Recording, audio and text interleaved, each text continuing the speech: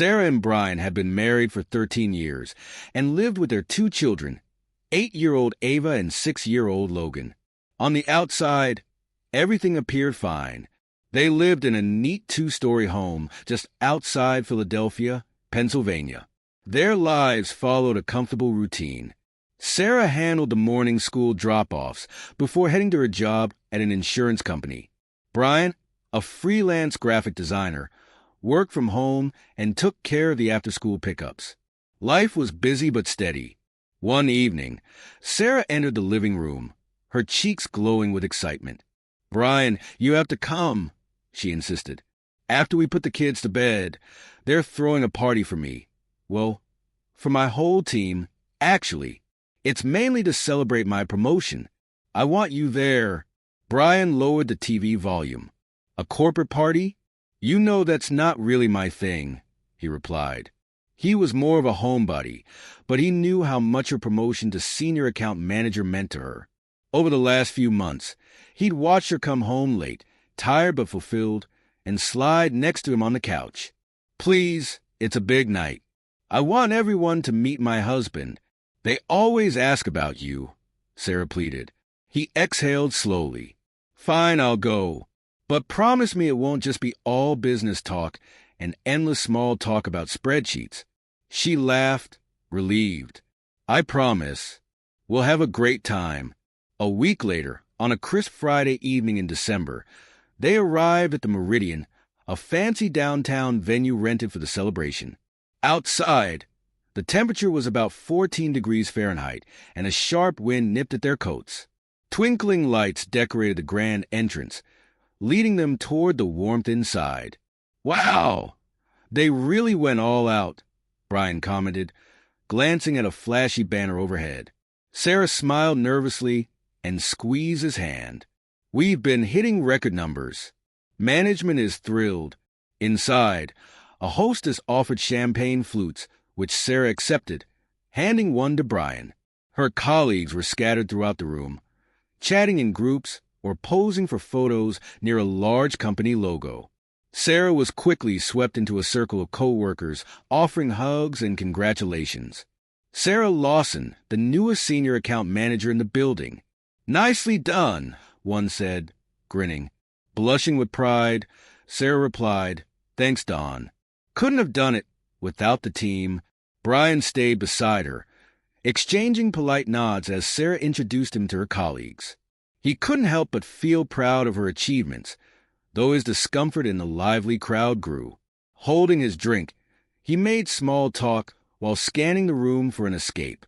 Meanwhile, Sarah was in her element, laughing, joking, and radiating confidence. As the night went on, the open bar attracted many guests, including Sarah, who joined in the celebratory drinks. Brian watched her from a distance, reassuring himself that everything was fine. At one point, Sarah, holding a margarita, grabbed Brian's hand. "Come dance with me."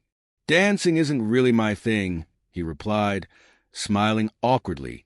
"Come on, live a little," she teased, pulling him to the dance floor.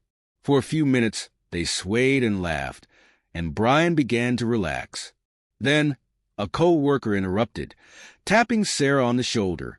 "Sarah, sorry to interrupt, but Mr. Bentley wants to congratulate you in person. He's by the bar." Her eyes brightened. "Sure, Brian, do you mind? I'll just say hello and come right back." "Go ahead," Brian replied, stepping aside. "I'll grab another drink." 15 minutes passed, but Sarah hadn't returned.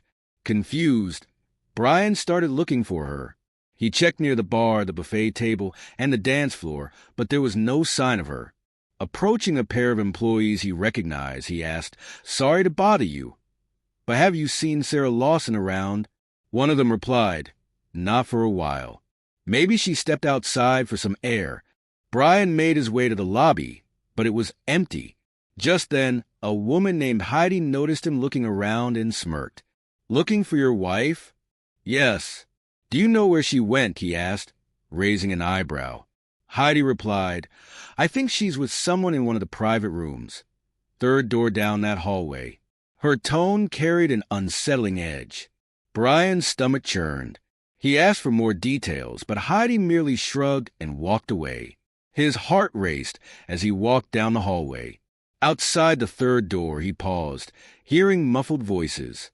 Pressing his ear to the door, he recognized Sarah's voice, low and tense.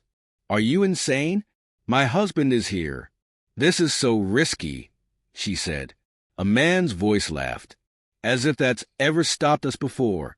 Brian's blood ran cold. Without thinking, he shoved the door open. The cheap lock gave way, and inside, Sarah stood by a small table covered with empty glasses, facing a tall man in a navy suit. She gasped at the sight of Brian, and the man turned, startled. Brian's voice trembled with anger as he demanded, "What the hell is going on here?" The man stammered, trying to explain, but Brian wasn't listening. He lunged, his fist slamming into the man's jaw, sending him staggering backward and knocking over a bar stool. Brian stopped. Sarah screamed, but he was beyond reasoning. He grabbed the man by his tie, pulling him through the door and into the corridor. It was empty at first, but soon bystanders began peeking around corners, their eyes wide. The man groaned, clutching his jaw. "Sarah, help yourself, you scumbag," Brian snarled. He dragged the man to the building's side entrance, with Sarah trailing behind, pleading. Brian shoved the door open, letting in a rush of icy air, and without hesitation, threw the man into the freezing darkness outside. The man stumbled onto the sidewalk, nearly slipping on a patch of snow. Brian followed, shoving him again. "You're crazy, man," the man cried, holding his jaw. Brian's voice was raw with fury. "Crazy? Did you think?" Brian continued to strike the man across the face until he collapsed to the ground. Party-goers reluctantly stepped outside, shivering in the frigid air, but unsure whether to intervene. Many watched with smirks or whispered among themselves, as if they'd been expecting this moment.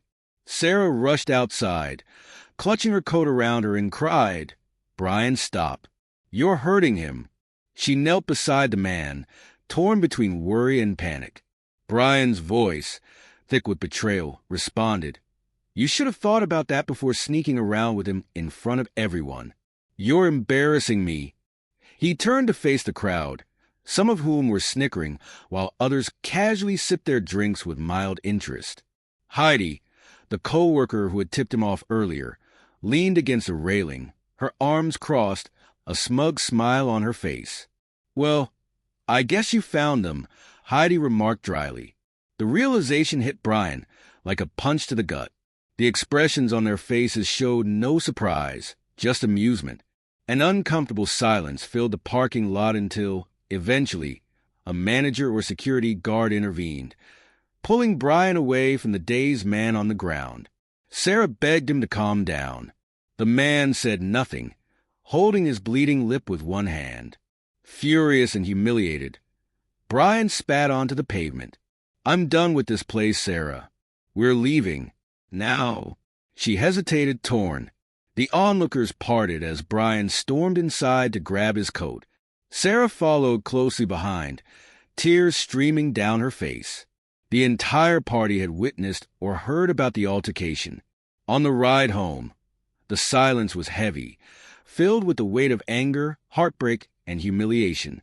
That night, after dropping Sarah off, Brian slept in the guest room. They barely spoke the next morning, but soon the argument began. It started quietly, but it quickly spiraled into accusations and tears. "I want the truth," Brian demanded. Sarah sobbed. "I swear we never. It's just Michael, a colleague. He keeps flirting with me and pushing my boundaries. I told him no 100 times. Please believe me." "So you hid away in a private room and said, 'My husband is here,' like you've done it before?" You said, "That's never stopped us before. Was that just a joke?" Brian shot back, her cheeks flushed with embarrassment. He was just being cocky. I might have let him flirt, but I never crossed that line. God, Brian, you have to trust me." Brian's voice cracked. "How can I trust you now? I saw the way your co-workers looked. They knew. They were smirking. You were sneaking around with that scumbag. And nobody was surprised. The argument stretched on for hours, with Sarah insisting that it was nothing more than drunken flirting, and that Michael had been the one to push things too far. But the damage had been done. Brian's mind raced with questions. Had she been seeing Michael behind his back? Even if she hadn't, her secrecy and the implications of her actions revealed a deeper betrayal. Finally, Brian spoke the words neither of them had ever expected to hear. "I can't do this anymore, Sarah. I'm filing for divorce."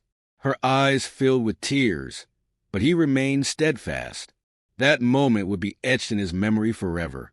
Within a week, Brian consulted a lawyer.